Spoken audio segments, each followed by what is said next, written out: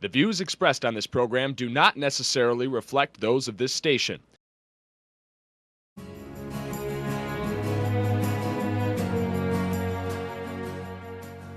Welcome to Insights into Northeast Michigan, a WBKB News public affairs program. Insights deals with the issues affecting those in the community, as well as Northeast Michigan and the state. And now, Insights into Northeast Michigan. Welcome to Insights. I'm Alexandra Johnson, and today we're here with Jessica Kruger. She's from the Alpena Alzheimer's Association. Hi, Jessica. How are you today? I'm good, thank you. Good. So can you start off telling us a little bit about the Alzheimer's Association? Yes. Well, we are a nonprofit organization who raises awareness and raises funding for looking for a cure for Alzheimer's, and been in round for probably 30 years or more, and we've been in the Alpena area for probably at least 15 to 20 years. So you're here just in the community helping out anyone who deals with Alzheimer's as well as family members? Yes, we cover 11 counties in our region here. So we work with support group leaders that are dealing with working with the caregivers and their families. We do educational programs for awareness. We do events to raise money for looking for the cure. And yeah, we take phone calls and walk-ins and people just wanting more information and support. So. Okay, and I know there's a lot of myths out there about Alzheimer's and what it actually is or how it affects a person. So can you just tell us a little bit about Alzheimer's to clear up any of the myths? Sure. Well, there's a lot out there that shows the deterioration of of how the brain deteriorates, and it is a fatal non-curable disease at this point. And for many people, my grandfather's just getting old, and he's doing what everybody does. You forget where you put things and you forget your memory, but there's such a fine line. It blends into there's actually something happening in the brain. It's a disease process, and it's missed very often because it's a complicated matter when you're dealing with the brain. Right. We can't even have a true diagnosis until an autopsy is performed. Oh, that's wow. that's how secretive it almost is. But there are signs and there are things that can be done to get a proper diagnosis, but oftentimes people don't visit their doctor because they just think this is just a normal part of what's going to happen to me when I get older. And if that were the case, then most 30 and 40-year-olds who are busy could say that they have a little bit of them. But there is something that can be done if it's early on enough where certain medications can help with that. So there is definitely a distinction between someone who's just growing older and losing their memory a little bit versus actually having the Alzheimer's disease. Oh, absolutely. There's certain signs to look for, and misplacing your wallet or your keys and not being able to recover your steps or retrace your steps, that's a sign versus I lost it, I found them. Also not being able to formulate thoughts and words that you used to be able to put together in a sentence. Occasionally forgetting a word you're trying to think of or something, and that doesn't necessarily mean that you have a disease process, but Right. When you start to forget things that a lot of times it's the spouse or the closest, daughter, son starts to notice these things with their parents, but there is a lot of denial. There's a lot of myth into this being something other than normal process. So once someone is diagnosed with Alzheimer's, is there a way to slow the process or retract and get some of your memory back? No, there is no retracting, unfortunately, at this point. they're in the very early stages, which is why it's so crucial to be getting your physicals and talking to your doctors about, is this a possibility for me? Looking at your family history, there are a lot of genetics involved in this. It is genetics. It is, especially for those who have the earlier onset, when they're 40s and 50s and early 60s, that tends to run in the families. But to answer your question, you can't retract it. It's just once you have the disease, you have it. Yes, and then early on, and as I was saying, thank you, early on, the medications that are out there nowadays can really help with slowing the process down.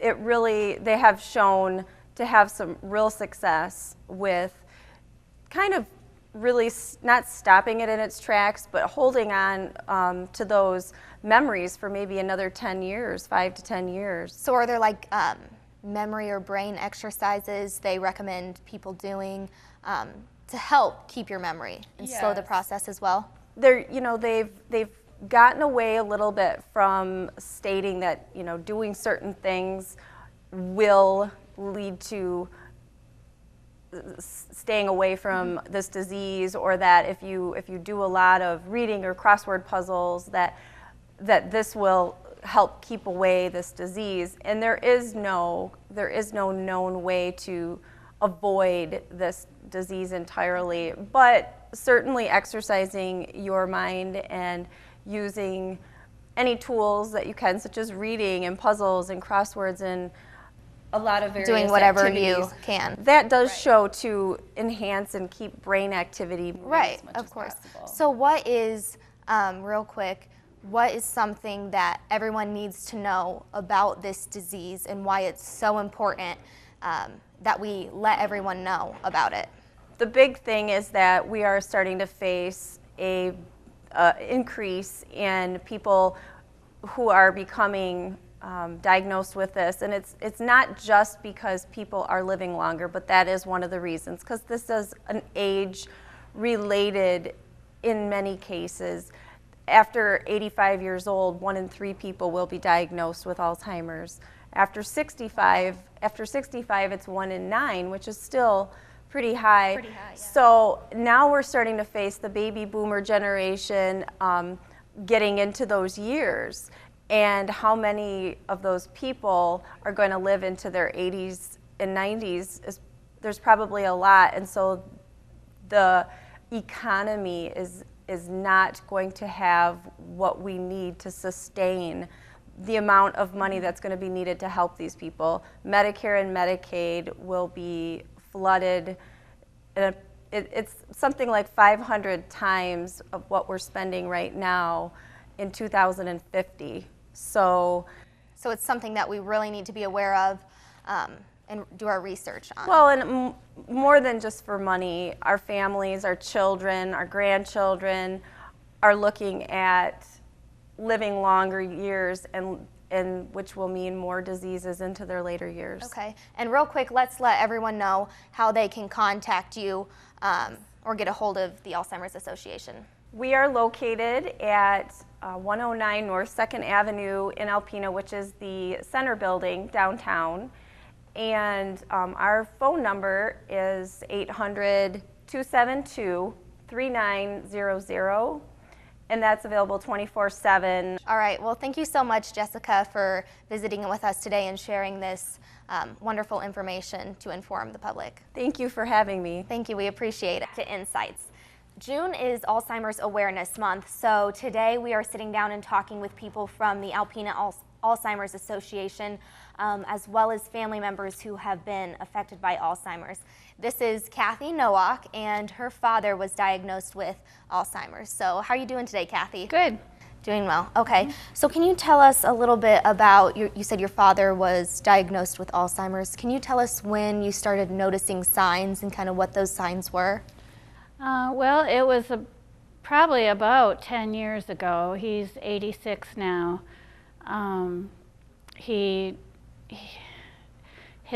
behavior changed.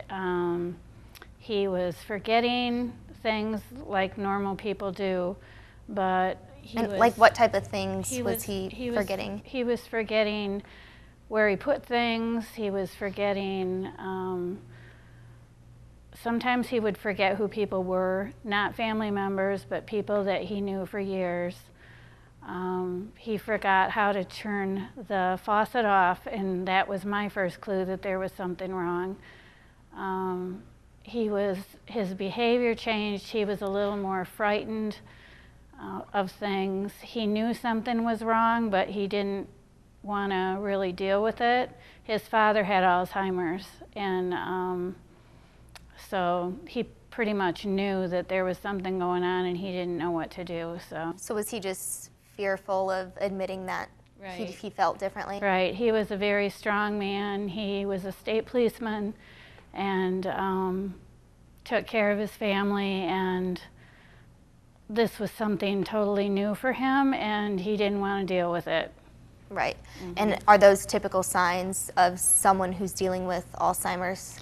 I'm finding that that's the case. My mother and I go to monthly Alzheimer's support group meetings here in Alpena, and when we listen to other people talk, it's all the same. Pretty close to the same.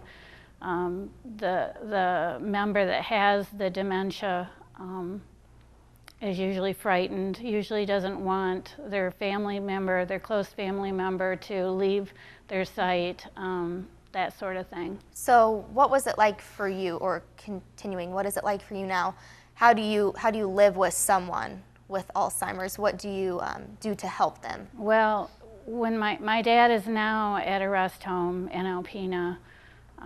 He has been for 3 years, but before that, he was slowly going downhill for 7 years, and it was hard. It was hard on my mom, especially because they just lived there together by themselves, and it's very stressful, nerve-wracking. You don't really know what they're going to do, when they're going to do it. You need to try to keep them safe.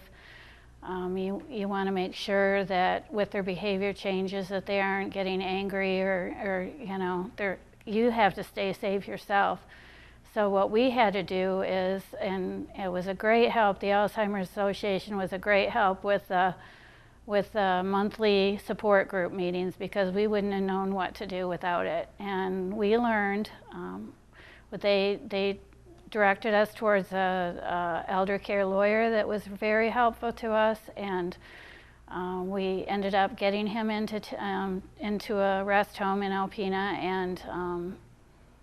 and he's safe there. He's happy there. He doesn't know who anybody is, but he's happy where he's at home. Good. At least he's happy. Yeah. At home, he was scared. He was scared all the time. So what do you do?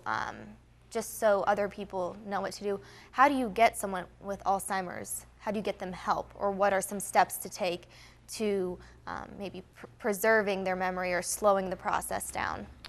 Well, the only thing that I can say is, or talk about as far as getting help, is the Alzheimer's Association, because that's where we went. I'm sure that there's other places, and the Alzheimer's Association can direct you there. In Alpena, that might be able to help with your specific problem, but with us, we went to the Alzheimer's Association, and they directed us to the meetings. The meetings are wonderful. There's people there that have family members that have Alzheimer's. They also have what's called Pick's disease. They have other forms of dementia. It doesn't have to be Alzheimer's that they help you with.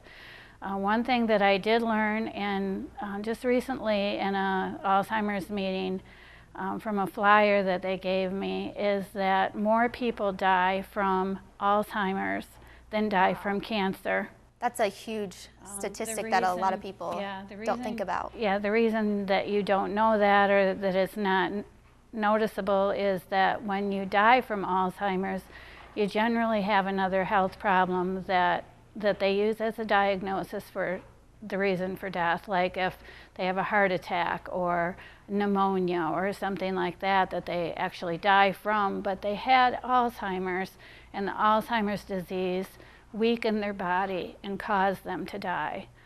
So people don't know that, and Right. and Not many Alzheimer's- people know that that Alzheimer's does that to you. A lot of people just think it's just you're just losing your memory from Right. old age. So Right. that's a crazy statistic, Yeah. and it's something to be aware of. Yeah, and it's very important for people out there to volunteer and to help, and because we're all, we're all here on this earth together, and we need to help each other. Right. I agree.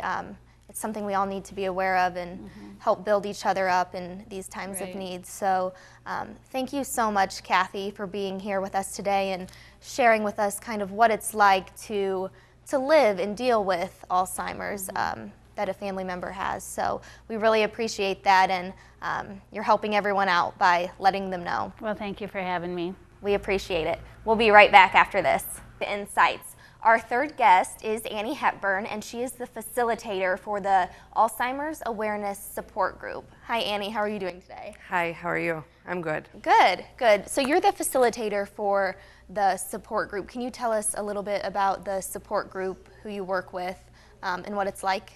Sure. I run the caregiver support group here in Alpena County. There are other support groups in different counties.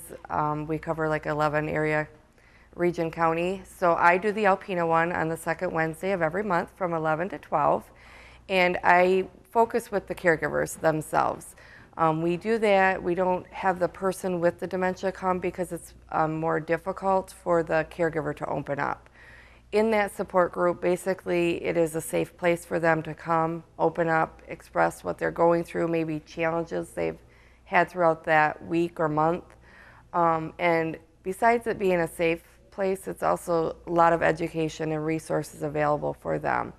Usually there's anywhere from 5 to 12 caregivers, sometimes more, and it's just an open support group where they come and express their feelings and offer one another support. Sometimes I am just there for the educational piece or just the listener. So they share some of the challenges in caregiving might be, how do I communicate with them? We usually tell them to approach them from the front, slowly, give them simple commands. The more you can be in their reality, the better you are. If you try to get them back to like today is, what date it is, maybe sometimes they're back several years. Be in the moment with them. It's okay. I always say if there's no harm in them hurting themselves or others, it's okay. We can't change everything, and we're not going to change their thought process. Okay, so since your support group is based on just giving support to the caregivers, what I understand is the caregivers, they're constantly caring for these people with Alzheimer's, and it can be quite a bit stressful. So can you tell me what it's like to be a caregiver and what they deal with? Sure. A caregiver's role when they're caring for somebody with dementia or a memory loss disease at home is 24 hours a day, 7 days a week. There usually is no break.